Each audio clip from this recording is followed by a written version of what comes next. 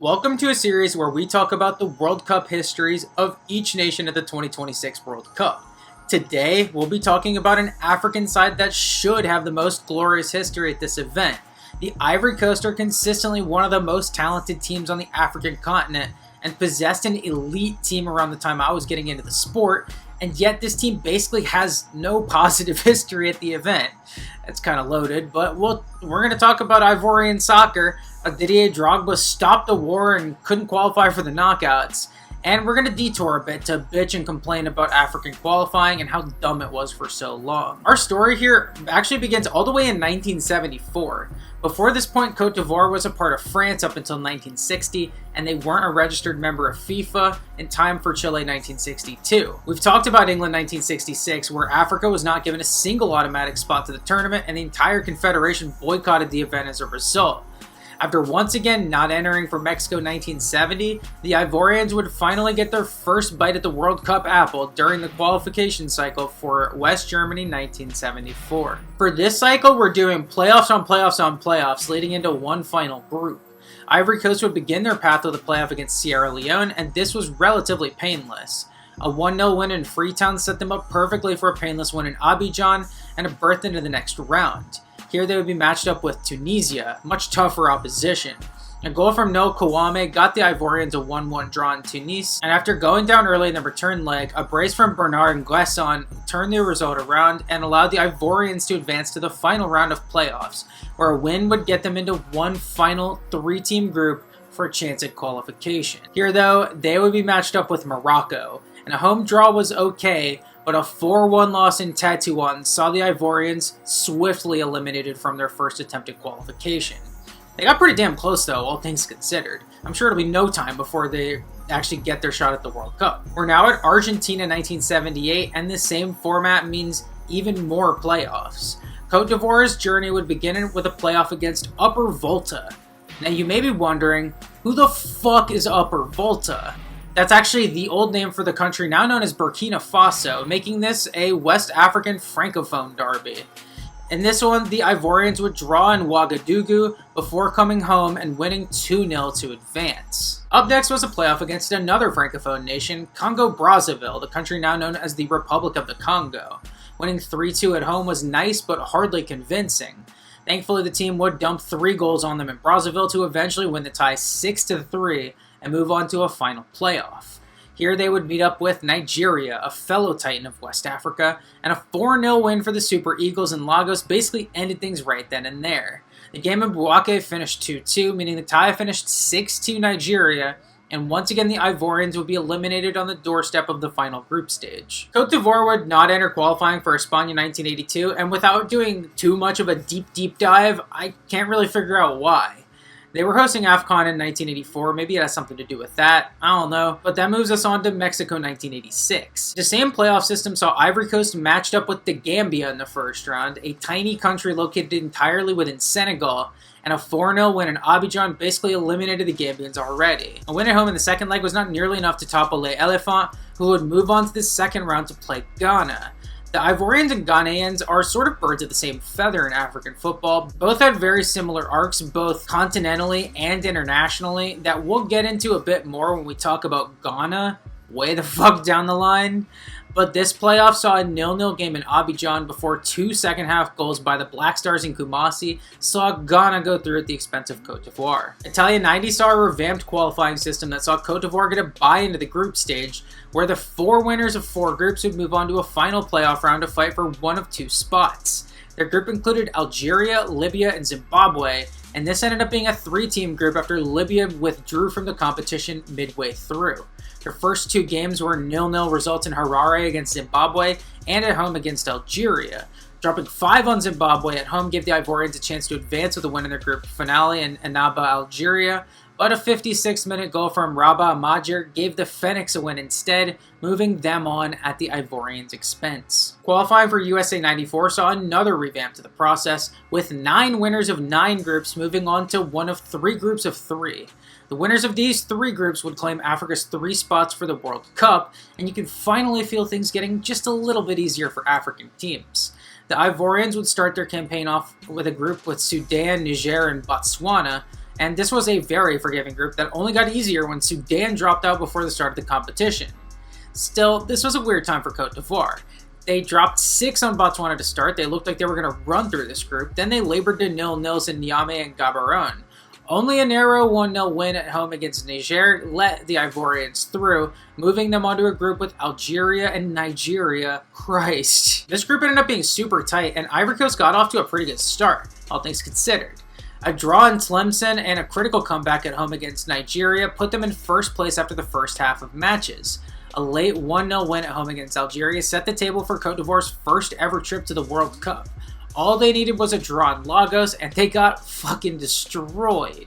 A point for Nigeria in their final game against Algeria put both teams on 5 points, but thanks to the 4-1 hammering that Nigeria put on the Ivorians, the Super Eagles' goal difference was better, and the defending African champions Côte d'Ivoire would narrowly miss out on the World Cup. It's 1998, the tournament is expanded to 32. Africa has 5 spots. This is amazing news for an Ivory Coast team in desperate search of a breakthrough.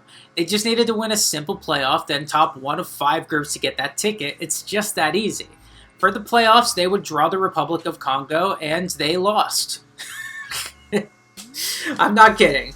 Goals at the end of both halves gave Congo a 2-0 win in Brazzaville, and a late equalizer by Charles Mbula gave them a late 1-1 draw in Abidjan, and that's it.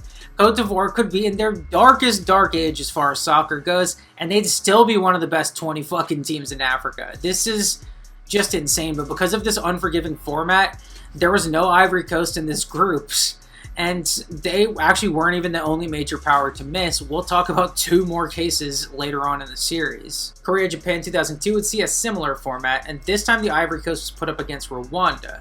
First leg in Kigali finished 2-2, so not amazing. But a 2-0 win in Abidjan made sure there was no repeat of the 98 campaign. From here, they were grouped with Tunisia, Madagascar, DR Congo, and the Republic of the Congo. This group ended up being a 2-horse race between Les Elephants and the Carthage Eagles of Tunisia. Group play began with a 2-2 draw in Abidjan that saw the Ivorians come back from 2-0 down to get a crucial point off the Tunisians. The pace set by Tunisia required Côte d'Ivoire to win all the rest of their games, pretty much, and they started well on that task. Wins in Antananarivo and Kinshasa, as well as a home win against the Republic of the Congo, that kept them level with Tunisia ahead of their crucial second match, a game in Tunis that also ended in a draw. This put everything on the other results, and 6-0 at home against Madagascar was amazing, but they blew their load there. In Pointe Noire against Congo, they appeared to snatch a late win through a goal from Candia Traoré, but Walter Bakuma converted a penalty even later to snatch a draw for the Congolese, and considering Tunisia had won all their other games from here, the Ivorians were now eliminated with a game to spare. We now move on to Germany 2006, and this is the one. This is the qualifying campaign where everything turned upside down, nothing could be assumed. The Ivorians would be spared the playoff round and be qualified directly into a group stage, with 6 teams in each group where the winner gets the golden ticket. They would be drawn into a very tough group with Cameroon, Egypt, Benin, Sudan, and Libya.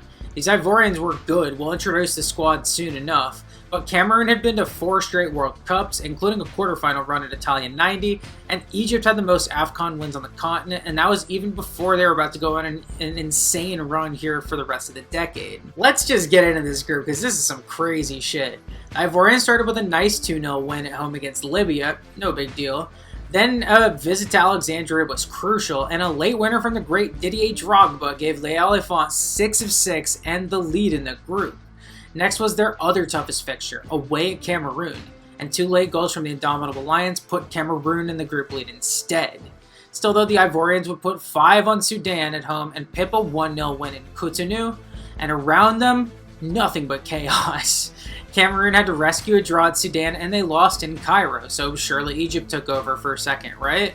Nope, they actually lost in Tripoli and drew in Cotonou. So that meant fucking Libya was in second place behind the Ivory Coast halfway through this group. And I gotta say, this is gotta be the closest Gaddafi ever got to the World Cup. Second half of game saw Ivory Coast open up with a win at home against Benin before drawing 0-0 in Tripoli. They still sat in the group lead heading into the crucial game against Egypt, where the Ivorian fans in Abidjan saw their team complete the double against Egypt, winning on a brace from Drogba. This put them in an enviable position with a home date against Cameroon coming up. Win and you're in, no matter what. Drogba scored 2, but Pierre fucking Webo got a hat trick for Cameroon, scoring his final goal in the 85th minute to break Ivorian hearts. The Elephants no longer controlled their own destiny. They had to win at Sudan and hope for Egypt to get a result in Yaoundé. But guess what? A 3-1 win in Omdurman after a brace from Aruna Dindane, combined with Egypt grabbing a late draw in Yaoundé, meant that by one single point, the Ivory Coast stood alone at the top of the group. Côte d'Ivoire was going to the World Cup. I simply cannot overstate how overdue this was. Ivory Coast has long been one of Africa's better teams, but a lack of opportunities for Africa during their first golden age in the 60s kept them out. The Ivorian teams in the late 80s and early 90s were good too, even winning the 92 AFCON, but they could just never break their duck when it came to the World Cup. The side that would finally break through, though, is undebatably Côte d'Ivoire's all-time golden generation. Everyone knows how good Didier Drogba was. He is arguably the greatest African striker of all time, a Chelsea legend, and the most beloved footballing figure in Ivory Coast history. The country was undergoing a civil war during this period in history, and how much Drogba has to do with it ending remains up for debate, but the facts are clear. This team qualified for the World Cup, the entire country celebrated this accomplishment, and by 2007, the war was over. Drogba wasn't even the only one here, though. The team had multiple defenders that played for Arsenal back when they were really good, including club legend Kolo Touré at center back. Kolo's younger brother Yaya was on this team as well, playing for Olympiacos at the time, but soon to become a Manchester City club legend as a box-to-box midfielder. All of this combined with the other African teams qualifying to this tournament being Ghana, Togo, Angola, and Tunisia. The hopes for the continent were being placed on this great team playing in bright orange kits and representing a country currently at war with itself. If there was anything that would blunt their momentum, it would be the group draw. Holy shit, there's bad draws and then there's this. Argentina, one of the best teams in the world with multiple legends.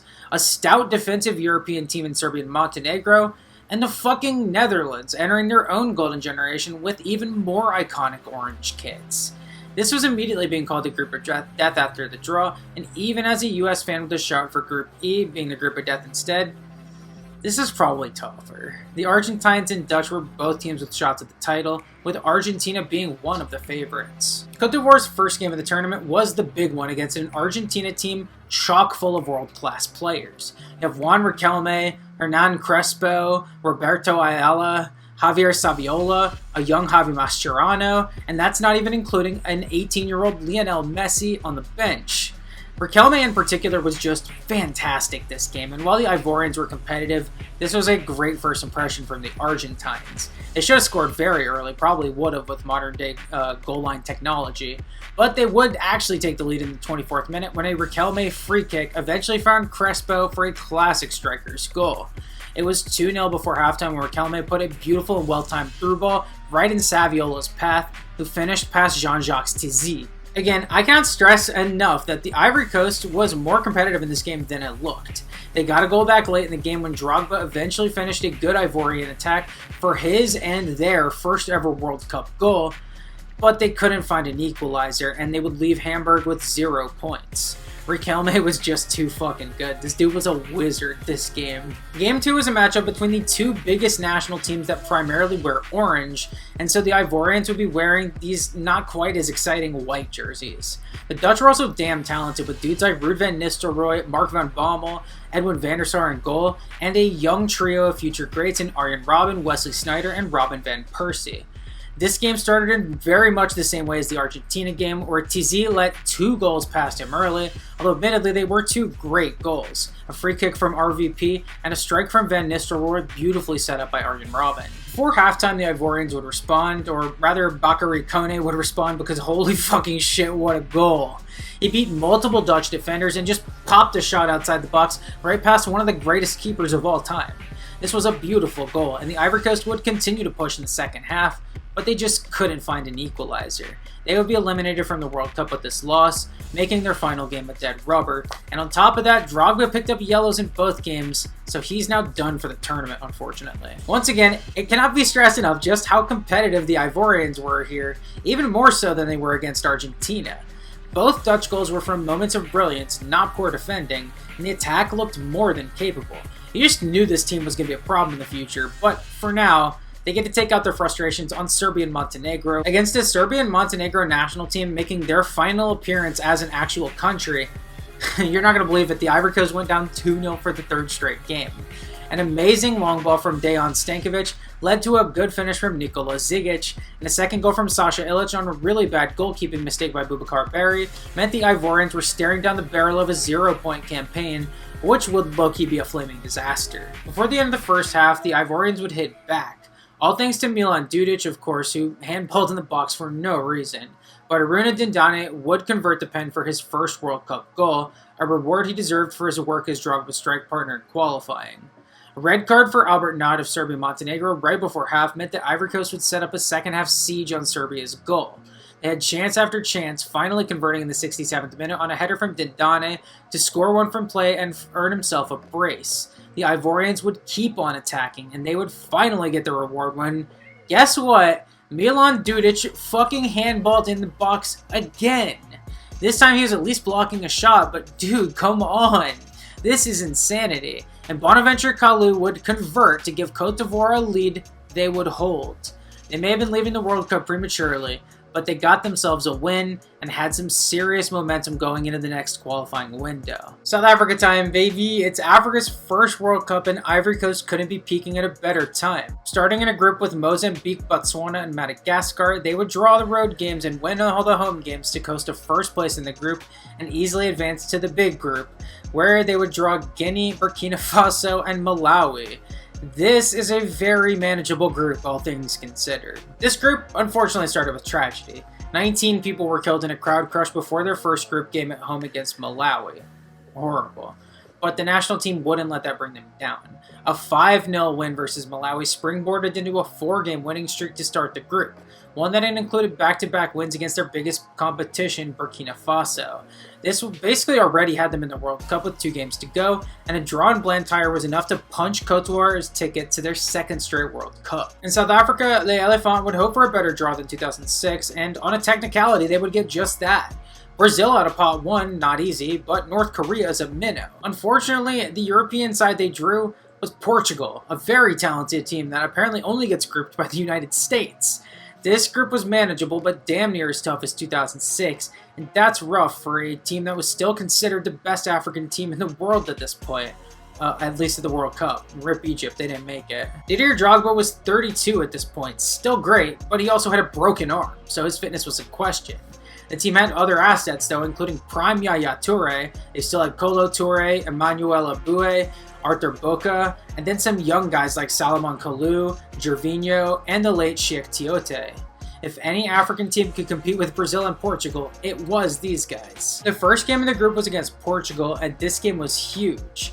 Whoever won had a golden ticket in the next round unless unprecedented mayhem happened. And that perhaps informs how this super hyped up match ended up being a flop. This game was cagey, neither team attacked much, and the closest either team came to a goal was Ronaldo hitting the post in the 11th minute. The game finished 0-0, and this put everything on their other 2 games. So consider this an opportunity lost. We move on to the Brazil game, where Côte d'Ivoire really needed a result to feel good about their chances to advance. Instead, for the first time in their World Cup history, the Ivorians were played off the pitch. Brazil held a 1-0 lead after a great Luis Fabiano goal and made it 2 shortly after on a second goal from Luis Fabiano, another really cool goal that should not have counted because he 1000% handballed. Still, a third goal via Alano finished the game off, although Drogba did get a consolation goal at the end. This result, combined with Portugal nuking North Korea, put Côte d'Ivoire in a horrible spot. They needed to beat the shit out of North Korea, hope Brazil beat the shit out of Portugal, and make up a 9-goal deficit as far as goal difference goes. Needless to say, this miracle was not pulled off. The Elephants got 3 goals, that's nice, but not nearly enough. Brazil drew Portugal anyway. So for the second World Cup in a row, the Ivory Coast would finish in 3rd place in their group, going out as winners, but this time being a much bigger disappointment. They just needed to score in that game against Portugal, but they weren't able to pull it off, and that was that. We're on to Brazil 2014, and this golden generation is running out of time to do something. Drogba's getting older by the minute. Yaya Toure will be exiting his prime by the time the tournament comes around, and while there are some good younger players coming into the squad, none of them are Drogba or Yaya. Qualifying would change in format, with the Ivorians advancing directly to a group stage against Morocco, the Gambia, and Tanzania. The winner of this group would advance to a playoff for the World Cup, so with that context, this is a pretty crazy group to look at now.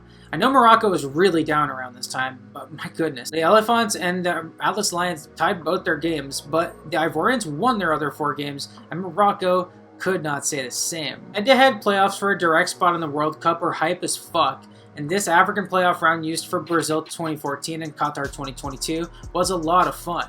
This would be no different because the Ivory Coast would draw Senegal.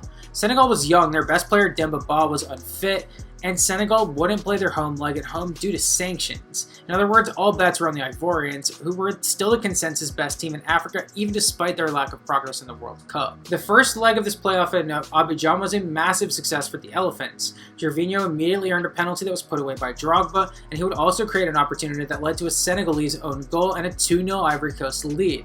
They got a third out of halftime scored by Salomon Kalou, with the assist by fucking Gervinho. This was right after he left Arsenal for Roma and rebirthed his career, typical 2010s Gunners. A stoppage time goal for Papi Cissé left the door open for Senegal, giving them a 3-1 defeat that made this doable for them. Game 2 in neutral Casablanca was defensive, intentionally so by the Ivorians just wanting to hold on, and a penalty converted by Moussa Sow actually got Senegal to a 1-0 lead, putting them just 1 goal away from qualification. This would have been an absolute disaster for Les Elephants, but they would recover. Salomon Kalou would score in stoppage time to put it away. The Ivory Coast is going to the World Cup for the 3rd consecutive cycle. In both 2006 and 2010, Côte d'Ivoire was placed in arguably the group of death both times, and inarguably one of the hardest 2 groups present in each tournament. Brazil 2014 would finally be their opportunity. From Pot 1, Colombia, a very talented team but won in its first World Cup of the 21st century and missing their talismanic striker Radamel Falcao. From Pot 3, Japan, one of their weaker World Cup sides and a beatable opponent. And from Europe, Greece, a defensive menace, but like Portugal, France, England, Croatia, and the Netherlands were all in this pot. We take Greece. We take this draw. The narrative coming into this World Cup for Côte d'Ivoire was, this is our time. Everyone had them going through either in first or in second, but they were favorites in this group either way. Drogba was 36 and playing for Galatasaray. Didier Zakora is still here. Yaya Toure is now the captain. Gervinho's on that post-Arsenal hot streak. And there's a few young guys that have made their way into this team, like Wilfried Bony, who was a monster for Swansea at the time, and Serge Aurier, who would be playing for PSG soon. First up was the game against Japan, and this was a huge one. The Ivorians had to have this game, and the fact that they went down early to a good strike from Keisuke Honda was not a good sign. Côte d'Ivoire had their chances in the first half, but failed to put any of them away, and already as the second half continued without an Ivorian goal, things were starting to slip away. He had to come on. In the 60th minute, the great Didier Drogba would be subbed onto the pitch, playing in now his 3rd World Cup. And even though he didn't do much to turn this thing around himself, his presence clearly sparked something. Serge Aurier turned into prime Dani Alves and got not 1, but 2 assists off of headers that came within 90 seconds of each other from Wilfried Bony and Gervinho. With the flick of a switch, the Ivory Coast went from down a goal to up a goal, and they would hold this lead to win their opening match for the very first time and take home a huge 3 points. Up next was the group leaders and favorites, Colombia, and I remember being so mad that I had to miss this game because I was in the middle of the Caribbean Sea. Having gone back and watched this game, this is good stuff, especially in the second half. James Rodriguez kept up his breakout tournament, Juan Cuadrado had a great game, and Colombia would get 2 goals in quick succession around the same time that the Ivorians had done against Japan. The first was a header from James, the second a nice finish from Juan Quintero, and that put Les Elephants in an elephant-sized hole. They actually got one back immediately from a just amazing goal from Gervinho, where he just danced around the box and hit near post, continuing his awesome tournament. It wasn't enough though, because they couldn't find a second goal, and Colombia would take the 3 points instead. With Greece drawing against Japan in their other game, that put everything on Côte d'Ivoire's final game against the Greeks. A winner draw puts Côte d'Ivoire into the knockouts for the first time. Greece game turned out to be cinema. Ivory Coast, one of the more exciting teams to watch, against Greece, very famously one of the most boring. Yet it was Greece who, by halftime, led after Andres Samaras scored to take advantage of a horrible mistake made by Sheikh Tiote. The Ivorians chased the game from here, finding their equalizer in the 74th minute through another goal from Wilfred Bony, and as of now, the Ivorians are going through. This is amazing. They would hold out all the way until stoppage time, where Georgios Samaras would trip himself and earn a penalty. This is completely unforgivable. I don't know how the ref made this call, but it really fucked us soccer neutrals over because Samaras would convert the penalty, clinch a knockout berth for Greece, and leave the Ivory Coast 0 for 3 on advancing past the group stages of the World Cup. God damn it. That's such a rough way to lose, but what a massive disappointment. How do you mess this group up? The answer is, this upcoming generation just didn't have the firepower that Drogba and the Tourés had. It couldn't beat Greece, and that would hang over this team's head as we enter qualification for Russia 2018. Here they would start by winning a playoff against Liberia, no problem, but then we get to the groups. There's only 5, you just have to win their group, and Cote d'Ivoire would be drawn with Mali, Morocco, and Gabon. Things here started very well. An early flurry of goals gave the Elephants a 3-1 home win against Mali, and after drawing 0-0 in Marrakesh, they would go to Libreville and win 3-0 on a brace from Seydou Doumbia. Looking well on their way to the World Cup, they would stumble in the home leg against Gabon, falling 2-1 and letting both Gabon and Morocco back in the race. Disaster struck again on match day 5 when the Ivorians would slumber to a shocking 0-0 draw with Mali at home. When combined with Morocco beating Gabon, this actually gave Morocco the lead in the group and gave them the upper hand going into the final group game. Ivory Coast needed to win to top the group, and anything else would hand it to Morocco.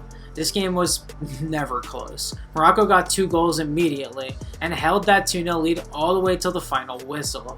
For the first time since 1998, the Atlas Lions would punch their ticket to the World Cup, and for the first time since 2002, the Elephants failed to do the same. Russia 2018 had so many high-profile exclusions, but I have to admit, I missed Cote d'Ivoire.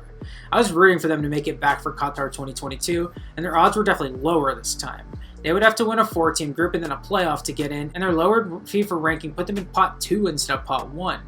The ramifications of this were that Cote d'Ivoire would have to go head-to-head with Cameroon for the playoff spot, with Mozambique and Malawi also in this group. The Ivorians would begin group play with a 0-0 in Maputo, which is certainly not ideal, but they'd make up for it by slaying the indomitable Lions at home thanks to a brace from Sebastian Haller. 3-0 over Malawi, 2-1 over Malawi again, and 3-0 over Mozambique led to a matchday 6 game for everything. Traveling to Douala to play a winner-take-all game with Cameroon, where a draw would see the Ivorians win the group, it was Cameroon who would end up winning a narrow 1-0 game thanks to a goal from Karl Toko Ekambi.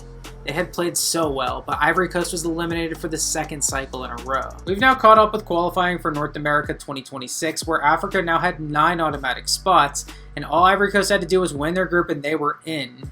As the worst ranked team still to make it into pot 1, Cote d'Ivoire would luck out with a great group. Gabon out of pot 2, along with Kenya, the Gambia, Burundi, and Seychelles, there's no reason the Elephants can't stomp this group. Through the first half of games, it was already clear this group was going to come down to Cote d'Ivoire and Gabon. The Ivorians won the first game head-to-head thanks to a first-half goal from Seko Fofana, but a 0-0 draw against Kenya allowed Gabon to close the gap with 4 wins in their other 4 games. Both teams won Games 6 and 7, leading to a crucial match in Franceville between the 2 main competitors. A win for Cote d'Ivoire would essentially clinch them the group. A win for Gabon would be absolute disaster, potentially damning Cote d'Ivoire to the 2nd place African playoff, where the reward is another playoff. It's so much easier to get to the World Cup by just winning the group, and they would do their best to get on that path with a clutch 0-0 road draw against the Gabonese. A 7-0 win against Seychelles and a 3-0 win over Kenya later, and Cote d'Ivoire had won the group without conceding a single goal. Absolutely amazing, and they were going to the World Cup for the first time in over a decade. Now at the 2026 World Cup, Ivory Coast would be drawn into a group with Germany, Ecuador, and Curaçao. This is not an easy group by any means, and it would not be surprising to see the Elephants in 3rd place with only 3 or 4 points. Germany's a very good team that should be super motivated to prove their recent struggles are a blip on the radar, and Ecuador is one of the few teams in the world not considered a superpower with a better defense than the Ivorians. The race for 2nd place in this group should be extremely fascinating, but with Curaçao in the group and 3rd place teams advancing to the knockouts, there is more than room here for Cote d'Ivoire to do what they have never done in the World Cup and actually make it out of their group. Thank you all for watching. This was video 18 of 48 now. We're going to college. Thank you for anyone who has watched this or any of my other videos so far. The series has been a lot of work and it means a lot to me. Tomorrow we'll talk about Ecuador, another team I have a level of fondness for, and another team with an odd history in the World Cup. We'll get into it, but you really wouldn't think a team from South America would take so long to reach the World Cup and then do so much damage once they actually made it there.